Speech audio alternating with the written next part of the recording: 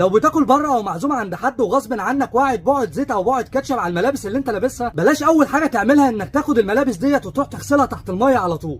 الافضل ان احنا نمسحها بمنديل بس ونسيبها لحد ما نروح. واول ما نروح هنجيب اي حاجه فاضيه هنفضي فيها شويه كلوركس الوان، عليهم شويه سائل غسيل اطباق، وعليهم شويه خل، وبعد كده هنحط عليهم شويه ميه صغيرين، وبعد كده نقلبهم في بعض كويس ونحطهم على مكان البقعه مباشر، وباي فرشه اسنان موجوده عندنا او اي فرشه صغيره، ونبدا ندعك مكان البقعه ديت كويس بالشكل اللي انتوا شايفينه ده. وبعد ما نخلص بقى نقدر نشطف قطعه الملابس او نحط قطعه الملابس كلها زي ما هي كده في الغساله تتغسل عادي. وانا هنا هحاول اشطف القميص قدامكم واحاول انشفه عشان نشوف هل فعلا بقع الكاتشب طلعت منه ولا لا. وانا هنا بعد ما شطفت القميص بقى هجيبه على ترابيزه المكوى واحاول انشفه بالمكوى، ونشوفه بقى مع بعض هل فعلا بقعه الكاتشب برده طلعت ولا لا. عاوز اقول لكم ان الكفر اللي راكب على المكوى والمفرش اللي راكب على ترابيزه المكوى دول فعلا حمايه كامله لاي ملابس، هتقدروا تكووا بيها جميع انواع الملابس من غير ما تلمع او تتلسع او تتحرق منكم، لان الكفرات ديت اصليه ومضمونه 100%.